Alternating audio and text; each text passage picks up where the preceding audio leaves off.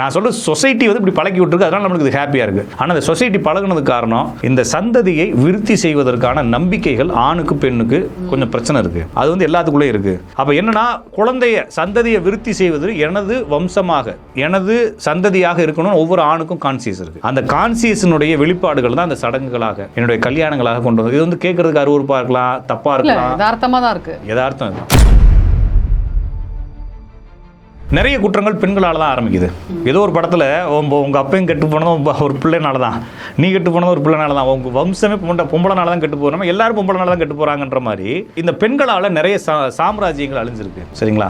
அப்போ இந்த சாம்ராஜ்யம் இவ்வளோ சண்டைகள் ஏன் வரணும்? பிரச்சனைகள் எல்லாம் சரி பண்ணி இப்போ சட்டங்கள்லாம் ஏற்றி இது மாதிரி யாரும் தப்பு வழிக்கு போகக்கூடாது, சண்டை போடக்கூடாது, நீ உனக்கு தான் சொல்லப்பட்ட ஒரு சமூக சிஸ்டம் தான் வந்து இந்த கல்யாணம். இது வந்து என்னன்னா, நம்ம கெட்டு போறதுக்கு இன்னொருத்தவங்களுடைய வைத்தறிச்சல் காரணம்னு நினைக்கிறது. அப்படி எதுவும் இல்லை. இருந்தாலும் நம்மளுக்கு இன்னொருத்தவங்க நிறைய பேர் என்ன சொல்லுவாங்கன்னா, அவள் வந்திருக்கா, நிறைய போட்டு சாப்பிடாத, இப்போ வெளியிடங்களுக்கு போனால் நிறைய சாப்பிடாத, ஒரு வாரத்துக்கு சாப்பிட முடியாது அப்படிங்கிறத, இதெல்லாம் வந்து தேவையில்லாத விஷயங்கள் தான். அப்பயே கல்லடி பட்டாலும் படலாம், கண்ணடி படம், அது சும்மா பழமொழிங்க.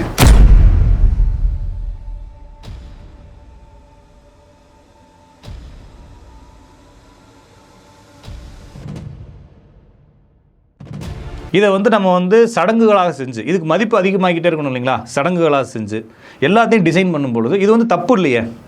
இது வந்து மெடிக்கலாகும், ஆரோக்கியத்துலேயும் இது நல்லது தான் இல்லைங்களா? கண்டது மாதிரி விலங்குகள் மாதிரி நம்மளால் வாழ முடியாது. நம்மளுக்கு ரெஸ்பான்சிபிலிட்டி இருக்குது. நம்ம நாகரிகமாக வளரணும். நம்ம ஒரு குடும்பம், நம்மளுக்குன்னு ஒரு குடும்பம்.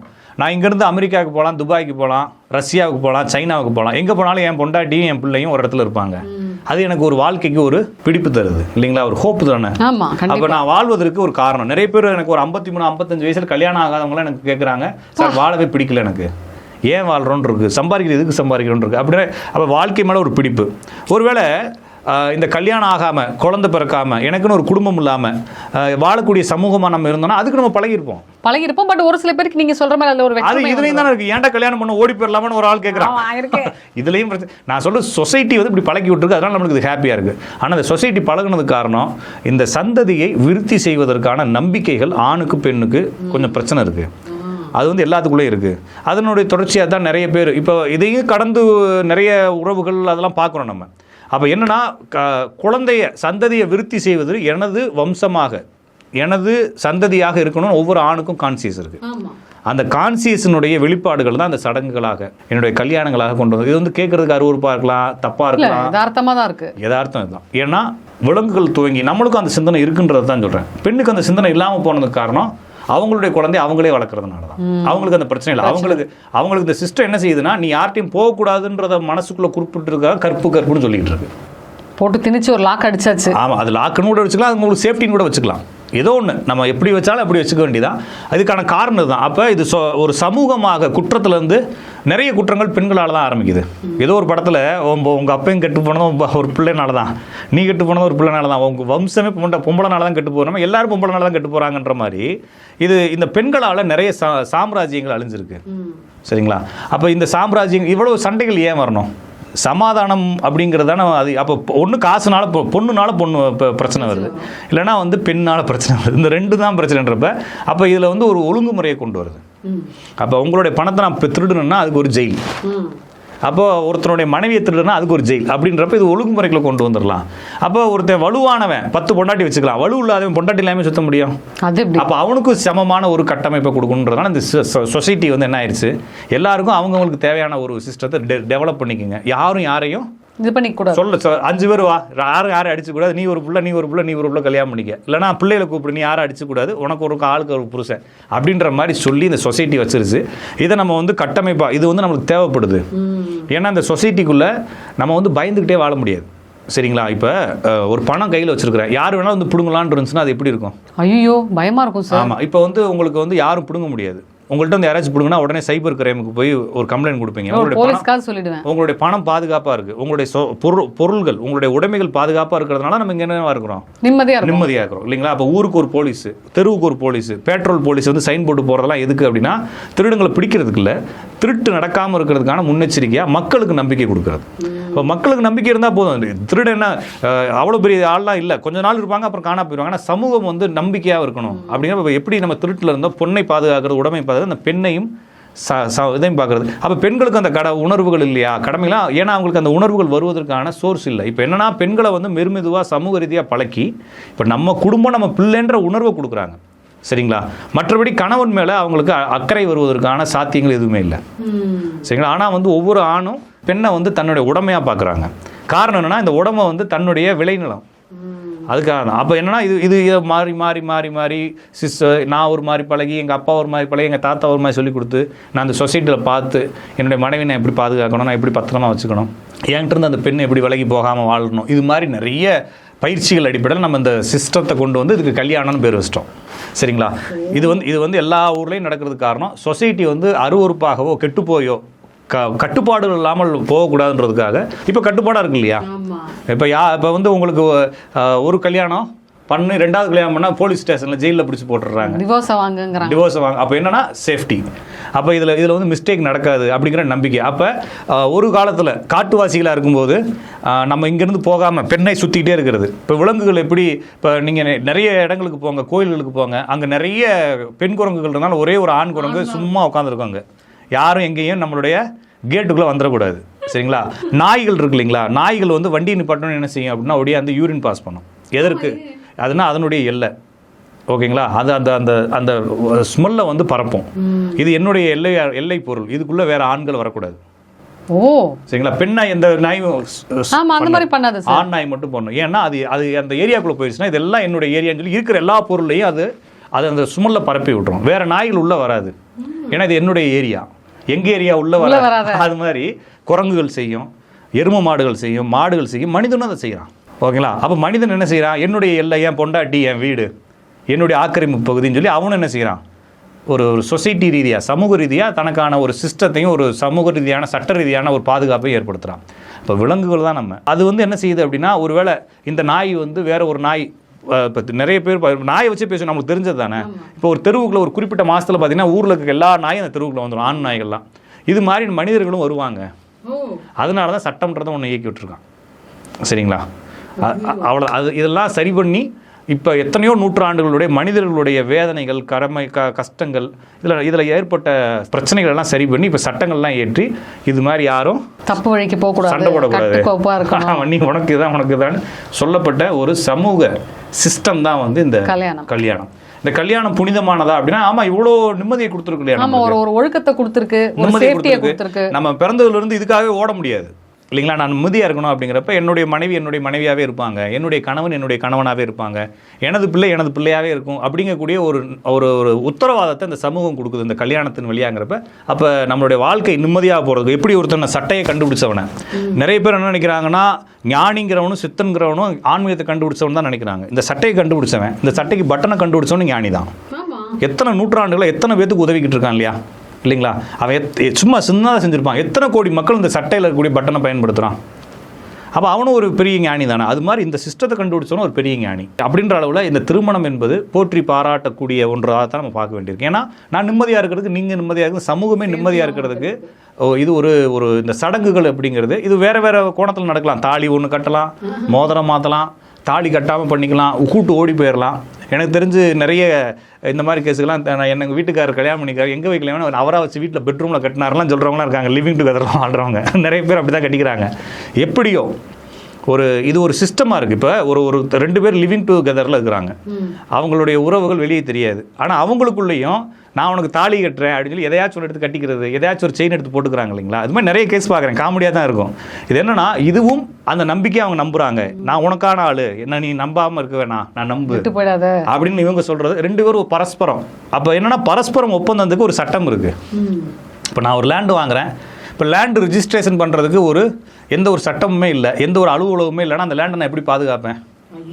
இப்போ நான் ஒரு ஊருக்கு போகிறேன், ஒரு தீவுக்கு போகிறேன், ஒரு தீவு, அந்த தீவுக்கு இது வரைக்கும் எவனுமே வந்ததில்லை, அந்த லேண்டு அந்த தீவு என்னோடதுன்னு நான் எப்படி ப்ரூவ் பண்ணுறது? ஆமாம், எப்படி ரெஜிஸ்டர் பண்ணாதானே உங்கள் மேலே ரெஜிஸ்டர் ஆஃபீஸே இல்லை அப்படின்னு அந்த சிஸ்டமே இல்லைங்கிறப்ப இந்த இடத்த நான் பாதுகாத்துட்டு அந்த இடத்துல குச்சி வச்சுட்டு உட்காந்துருக்க வேண்டியதான் வாழ்க்கை ஃபுல்லாக இல்லைங்களா. அப்போ நான் எப்படி தான் வேறு வேலையை பார்க்குறது? அடுத்த சொல்லி பார்க்க முடியாது. அப்போ அதுக்கு ஒரு சட்டம் ஏற்றி, அதுக்கு ஒரு ஆஃபீஸ் போட்டு, அதுக்கு ஒரு டாக்குமெண்ட் போட்டு, இதுலேருந்து இது வரைக்கும் இந்த கல்லுலேருந்து இந்த கல் வரைக்கும் இந்த வேலிக்குள்ளே இருக்கிறது இவருடைய இடம் அப்படின்னு சொல்லி ஒரு இடத்துல ரிஜிஸ்டர் பண்ணிட்டு என்ன செய்யலாம், இதை விட்டுட்டு நான் வேலையை பார்ப்போம். அது மாதிரி ஒரு ரிஜிஸ்ட்ரேஷன் தான் அந்த ஒரு பதிவு தான் வந்து இந்த திருமணம். கல்யாணம். அப்போ இந்த திருமணத்துக்கு இவ்வளோ ஒழுக்கம், இவ்வளோ முக்கியத்துவம் கொடுத்தது. இறைவனுக்கும் கல்யாணம் பண்ணி வைக்கிறாங்க இல்லைங்களா? ஏன்னா நம்ம மக்கள் இப்படி தான் வாழணும்னு சொல்லி ஒரு ரோல் மாடல் கொடுக்குறாங்க இல்லைங்களா? அப்போ இந்த சிஸ்டம் தான் வந்து நம்மளை சமூகத்தில் நாகரிகமான ஒரு விலங்காக வச்சிருக்கிறது. இந்த சிஸ்டத்தை எடுத்துட்டோம்னா நம்ம எல்லாம் நாகரிகமற்ற விலங்கு, நம்ம விலங்கை விட மோசமானவங்க. ஏன்னா விலங்குக்கு சிந்திக்க தெரியாது, மனம்ங்கிற அந்த காரணம் இல்லை, நம்மளுக்கு அது இருக்கு. நம்ம வந்து பெரிய கிரிமினல்கள் சரியான கிரிமினல். விலங்கெல்லாம் விட பெரிய காட்டு முராண்டிகள். நம்ம காட்டு முராண்டிகளாக இல்லாமல் இருப்பதற்கு இந்த கல்யாணம்ங்கிற ஒரு நாகரிக சடங்கு ரொம்ப முக்கியமானதாக பார்க்கப்படுறதுனால இந்த கல்யாணம்ன்ற சடங்கு தேவை. அது இல்லாமல் போயிடுச்சுன்னா சமூகம் சீர்கெட்டு போயிடும். ஏன்னா இப்பயே அப்படித்தானே இருக்கு. அதாவதுங்க எல்லாருக்கும் வாய்ப்பு கிடைக்கிறப்ப என்ன பண்ணுறாங்க, யூஸ் பண்ணிக்கிறாங்க. நிறைய பேருக்கு வாய்ப்பு கிடைக்காதனால நல்லவங்களா இருக்கிறாங்க. அப்போ நிறைய பேருக்கு வாய்ப்பு கிடைக்குது, அது தவறுகளாக இப்போ யூஸ் பண்ணப்படுது. ஆனால் இது இன்னும் சேஃபர் ஜோனுக்குள்ள இருந்து யூஸ் பண்ணப்படுது. அந்த சேஃபர் ஜோன் அப்படிங்கிறது இந்த கல்யாணம், இந்த சடங்குகள்லாம். இந்த சேஃபர் ஜோன் இன்னும் நல்ல சேஃபர் ஜோனாக பெருசாகிடுச்சுன்னா இன்னும் நல்லா ஹாப்பியாக இருக்கலாம். சரிங்களா? இந்த கண்ணுன்றாங்களே, அது என்ன சார்? அது கண்ணு என்ன கண்ணுங்க? இப்போ பார்க்க வந்து அழகா இருக்கு கண்ணு நம்ம ஒண்ணும் பண்ண முடியாது. கண் திருஷ்டி அப்படின்றாங்க. ஓகே, திருஷ்டி. இதெல்லாம் உண்மையா சார்? திருஷ்டி என்பது பார்வைன்னு சொல்றாங்க. இது வந்து என்னன்னா நம்ம கெட்டு போறதுக்கு இன்னொருத்தவங்களுடைய வயிற்றுச்சல் காரணம்னு நினைக்கிறது. அப்படி எதுவும் இல்லை. இருந்தாலும் நம்மளுக்கு இன்னொருத்தவங்க நிறைய பேர் என்ன சொல்லுவாங்கன்னா, அவள் வந்திருக்கா நிறைய போட்டு சாப்பிடாத, இப்போ வெளியிடங்களுக்கு போனால் நிறைய சாப்பிடாத, ஒரு வாரத்துக்கு சாப்பிட முடியாது அப்படிங்கிறத, இதெல்லாம் வந்து தேவையில்லாத விஷயங்கள் தான். அப்போ ஏன் கல்லடி பட்டாலும் படலாம், கண்ணடி படம்? அது சும்மா பழமொழிங்க. ஓகேங்களா? நான் வந்து கண் திருஷ்டி அப்படிங்கிறது என்ன சொல்கிறாங்கன்னா, நம்ம நல்லா வாழ்கிறோம். இப்போ நீங்கள் நினச்சிங்கன்னா டாடா பிர்லா வீட்லேயோ அம்பானி வீட்லேயோ கண் திருஷ்டியை பற்றி பேசியிருக்க மாட்டாங்க. ஆமாம். ஏன் சார்? ஏன்னா அவங்க வளர்ந்துட்டாங்க. இப்போ யார் இதை பற்றி பேசுவாங்க பெருசாக அப்படின்னா, வளர்ந்துக்கிட்டு இருக்காங்க இல்லைங்களா, மிடிலுக்கும் கீழே இருக்கிறவங்க. அவங்க தான் வந்து நம்ம வளர்ந்துக்கிட்டு இருக்கோம், நம்ம வளர வர்றதுக்கு ஏதோ ஒரு தடை இருந்துகிட்டே இருக்குது. அந்த தடை நம்ம கண்ணுக்கு தெரிலங்கிறப்ப அவன் கண்ணு வச்சிட்டானோ, இவன் கண்ணு வச்சிட்டானோ, இது பொறாமையினுடைய வெளிப்பாடு. என்னன்னா, எனக்கு இப்போ நீங்கள் என்ன மேலே பொறாமப்படுறீங்கன்னா, நீங்கள் எனக்கு கண் திருஷ்டி வைக்க தேவையில்லை. நான் உங்களோட பொறாமப்படுறேன்னா ஒருவேளை நீங்கள் தான் எனக்கு எடுக்கிறதுக்கு கண் பார்வை வச்சிட்டிங்களோ, என்னுடைய இயலாமையை நான் இன்னொருத்தர் மேலே சாத்துறேன். இப்போ நான் ஒரு முயற்சி எடுக்கிறேன், அந்த முயற்சி தோல்வி அடைஞ்சிருச்சு. இதை பார்த்தாலே இப்படி தாங்க, எதுவுமே விளங்காது, அது பார்க்குறப்ப எனக்கு ஒரு தடவை சுற்றி போடுங்க அப்படின்னு சொல்கிறது எதுக்குன்னா, எனக்கு ஒரு பூஸ்ட்டுக்கு, அவ்வளோதானே தவிர அவங்களுடைய கண் பார்வை எப்படி எனக்கு எடுக்கும்? அப்படின்னா நீங்கள் எல்லோரும் சேர்ந்து ஏதாச்சும் ஒரு பெரிய போஸ்டிங்கில் இருக்கிறவங்கள கண் திருஷ்டியே வச்சுக்கிருந்தா அவங்க போஸ்டிங் போயிடணும்லாம் சொல்ல முடியாது இல்லையா? அது இல்லை. எல்லா பேருமே, நிறைய பேர் இப்போ இதை சொல்லக்கூடாது இருந்தாலும் சொல்லுவோம், நிறைய அரசு அதிகாரிகள் மேலே எல்லா பேரும் கண் திருஷ்டி வைக்கிறாங்க. இவன் இப்படி வாழ்கிறானே, எவ்வளோ பேர் வயிற்றுல கொட்டிக்கிறான்னு சொல்கிறாங்க. அவங்க நல்லா தானே இருக்கிறாங்க. அதுதான், அதெல்லாம் இல்லை. கண் திருஷ்டி அப்படிங்கிறது நம்மளுடைய இயலாமை, அது நம்மளுடைய செய்ய முடியாமல் போனதை, அதுக்கு செய்ய முடியாமல் போனதுக்கு நான் காரணம் இல்லை, பக்கத்து வீட்டுக்காரனும் எதிர்த்து வீட்டுக்காரனும் காரணம்னு சொல்லி என்னுடைய அந்த எஸ்கேப் ஆகிறதுக்கான ஒரு இதானே தவிர, ஒருவேளை இதை பாசிட்டிவாக எடுத்துக்கலாம். நம்ம தோற்றுக்கிட்டே இருக்கிறோம், திருப்பி முயற்சி எடுக்கணும் அப்படின்னா ஒரு சுற்றி போட்டுட்டு அடுத்த நாள் காலையில் முயற்சி எடுக்கிறதுக்கு எடுத்துக்கலாமே தவிர இது உண்மை இல்லை. எல்லாம் வந்து சொசைட்டியில் நம்ம அடுத்தடுத்து போகிறதுக்கு முன்னோர்களால் கண்டுபிடிக்கப்பட்ட, நான் தான் அடிக்கடி சொல்லுவேன் இல்லைங்களா, இந்த இடத்துல ஒரு பெரிய பருவ வந்துருச்சு, ஒரு தேமல் வந்துருச்சு, எங்கள் பாட்டிகிட்ட கொண்டு போய் கேட்டோம்னா இது வந்து பணத்தேமல்னு சொல்லுவோம். நைஸாக மழுப்புறதுல பையன்ட்ட எடுத்து சொல்லிக்கிட்டு சரி அது பாசிட்டிவாக அவன் எடுத்துக்கிட்டோம், அவ்வளோதான். அதனால என்ன ஆகுது, தேமல் வந்துச்சுன்னா ஒன்று பாட்டிக்கு தெரியும், அது ஒரு குறிப்பிட்ட வயசில் வரும், அதுக்கப்புறம் போயிடும் அப்படின்னு. ஆனால் வந்து அந்த பாட்டி என்ன சொல்கிறது, பாசிட்டிவாக மாற்றுறது இல்லையா, அது மாதிரி ஒரு பாசிட்டிவாக மாற்றுறதுக்கு எடுத்துக்கலாமே தவிர இதை யாரும் நம்பணும்னு அவசியம் இல்லை. நம்ம அப்போ நம்மளுடைய மைண்டு ஃபுல்லாக பக்கத்து வீட்டுக்காரனை பற்றி சிந்திக்க ஆரம்பிச்சிடும், எதிர்த்த வீட்டுக்காரனை பற்றி சிந்திக்க ஆரம்பிச்சிடும். அப்படி சிந்திக்க தேவையில்லை. நம்மளுடைய குற்றம், நம்மளுடைய பிரச்சனையே வேற ஒருத்தர் தலைமையில் தூக்கி போட்டு நம்ம ஓடணுமே தவிர அவன் தலைமையில் தூக்கி போட்டு அவனே பார்த்துட்டு உட்காரக்கூடாது. மைண்ட் எப்படி சார் இருக்கணும் நல்லதுன்னு நினைக்கிறீங்க? நீங்கள் எவ்வளோ எக்ஸ்பீரியன்ஸில் பார்த்துருப்பீங்க இல்லையா மைண்ட். இப்போ நீங்கள் சொல்கிற விஷயம் எல்லாமே உண்மைதான். மைண்டை எப்படி வச்சுக்கிட்டா ஈஸியாக ஜெயிக்கலாம்? பார்த்திபன் சார் மாதிரி ஸ்பாட்டில் டிசைட் பண்ணுங்க. எந்த ஒரு முடிவாக இருந்தாலும் ஸ்பாட்டில் எடுத்து பழகினாலே போதும், வேறு ஒன்றும் இல்லை. இதுக்கு முன்னாலே ப்ரிப்பேர் பண்ணுறது, 5 வருஷத்துக்கு அப்புறம் வரக்கூடியதுக்கு இன்றைக்கே அழுகிறது. ஒரு கதை இருக்குது. ஒரு பெரிய ஒரு நாவல் பழம் இருக்கு இல்லைங்களா, நாவல் பழ மரங்கள் ஒரு ஆற்றோரமாக பெருசாக பெரிய பெரிய மரங்கள், அதுக்கு பக்கத்தில் ஒரு சின்ன குடியில் ஒரு 4-5 மாடோட ஒரு ஆசிரமத்தில் ஒரு ஞானி வாழ்ந்துக்கிட்டு இருக்காரு. அவரை பார்க்குறதுக்கு அந்த ஊர் கிராம மக்கள்லாம் வந்து கூட்டமாக நிற்கிறாங்க. அவர் மாடெல்லாம் இழுத்து கட்டிட்டு வந்து அவருடைய ஆசனத்தில் அமர்றாரு. ஒவ்வொருத்தவங்களும் வந்து அவங்களுடைய குறைகளை சொல்கிறாங்க. ஒரு 3வது லேடியாக ஒரு லேடி வந்து ரொம்ப கண்ணீர் மல்க, கண்ணீரும் கம்பளையும் ஆகன்னு சொல்கிறோம் இல்லைங்களா, அது மாதிரி ஒரு லேடி வந்து, ஐயா எனக்கு மிகுந்த வருத்தம், எனக்கு இருக்கிறது ஒரே ஒரு பையன், அவன் வந்து வேற ஒரு ஜாதியில் இருக்கக்கூடிய பெண்ணை கூப்பிட்டு ஓடி போயிடுவானோன்ற பயம் எனக்கு இருக்குது அப்படின்னு சொன்னோடனே, அப்படிலாம் ஆகாது உனக்கு, நான் பார்த்துக்கிறேன், அந்த பையனை கூட்டா நான் பேசுகிறேன் அப்படின்னு அந்த அம்மாவுக்கு ஒரு முகமெல்லாம் மலர்ச்சி. ஏன்னா சாமி என்ன சொல்லிட்டாரு, நீ கூட்டுவா நான் பேசுகிறேன் அப்படின்னு பேசி எப்படியும் சரி சமாளிச்சிருவாரு. அப்படின்னு அந்த அம்மா வேகமாக ஓடி போய் அந்த நாவல் மரம், அந்த நவாப்பழம் மரம் இருக்கு இல்லைங்களா, அதுக்கு கீழே விளாண்டுக்கிட்டு இருந்தால் தன்னுடைய பையனை இடுப்பில் தூக்கி வச்சுட்டு வேகமாக ஒடியாருது. ஒடியாந்து ஐயா சொல்லுங்க அப்படிங்குது.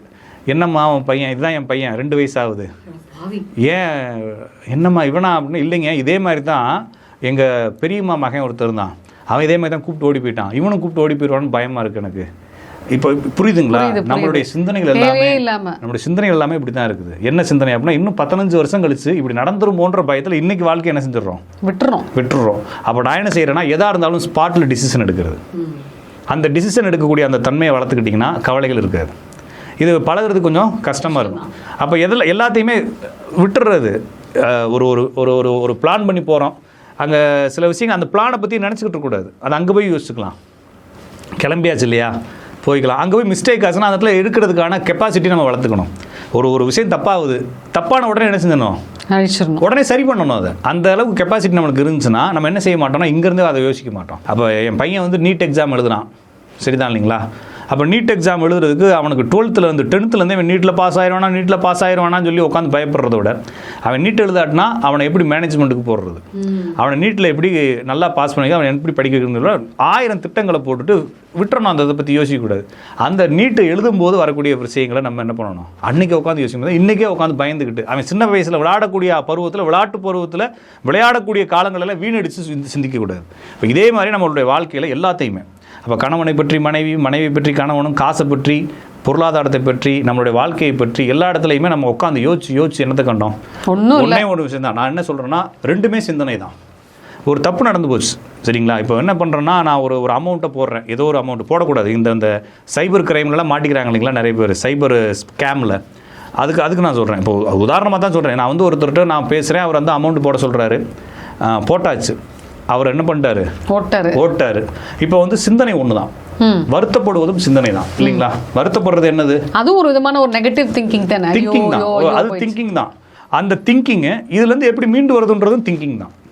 2மே திங்கிங் தானே, ஒன்று பாசிட்டிவ் ஒன்று நெகட்டிவ். நம்ம என்ன செய்யணும்னா, இந்த திங்கிங்கை விட்டுறோம். ஏன்னா இந்த திங்கிங்னால நம்மளுக்கு எந்த ஒரு பலனும் கிடையாது. விழுந்த கண்ணாடியை யோசிப்பதால் ஒட்டாது. என்ன செய்யணும், இனிமேல் எவன் காலையும் குத்திடக்கூடாதுன்னு உடனே யோசிச்சு என்ன செய்யணும், தொடப்பத்தை வச்சு கூட்டி முறத்தை வச்சு தூக்கி போட்டு நம்ம அடுத்த வேலையை பார்க்கணும். அந்த கண்ணாடியே நம்ம வாழ்க்கை.